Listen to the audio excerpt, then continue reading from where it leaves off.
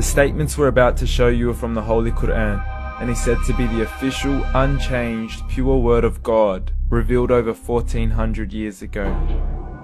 Claiming to be the word of God is a heavy statement, and without proof, or if a single contradiction is found within the book, the apparent word of God will be proven false. So without further ado, let's put the book to the test.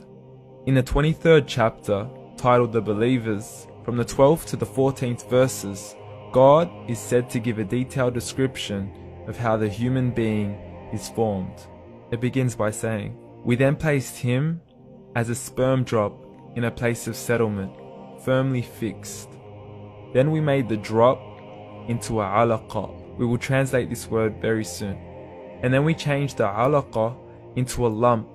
Then we made out of that lump into bones. And then we clothed the bones with flesh. Then we caused him to grow and come into being and attain the definitive human form."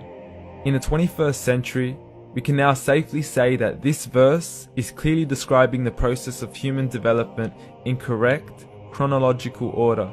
However, what we should be paying attention to in particular is the second stage, referring to the development of the embryo. The specific word used to describe the embryo in this verse is the word alaqa. The word alaqa, when translated into English, can mean three separate things. Firstly, a blood clot, or to be suspended, that is to be hanging or clinging to something, or thirdly and finally, a leech.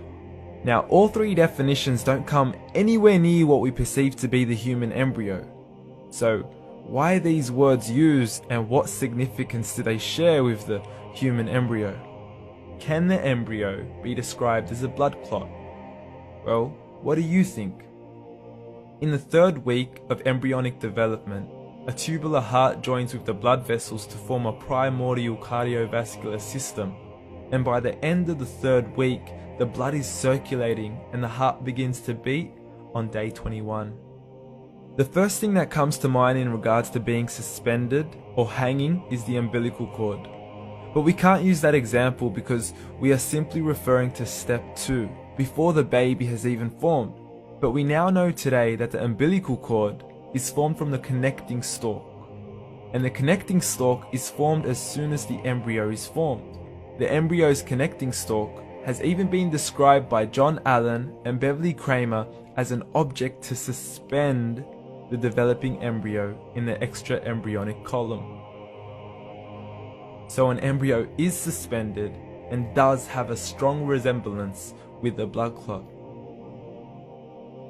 What on earth would an embryo have to do with a leech? Figure A shows the structure of an embryo at 25 days.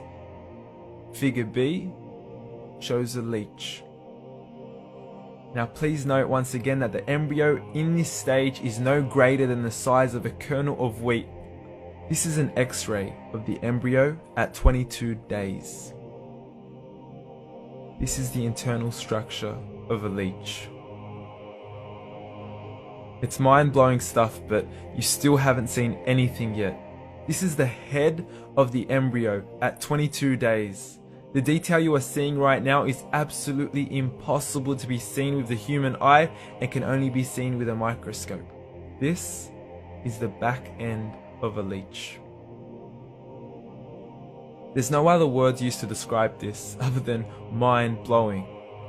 The pictures we have shown you are impossible to be seen with the human eye or even to be predicted by the human mind. Once again, the verses we have shown you were revealed over 1400 years ago to a man who couldn't read nor write. Are these the words of God? Descriptions of the human embryo in the Quran cannot be based on scientific knowledge in the 7th century. The only reasonable conclusion is that these descriptions were revealed to Muhammad from God, from God, from God, from God.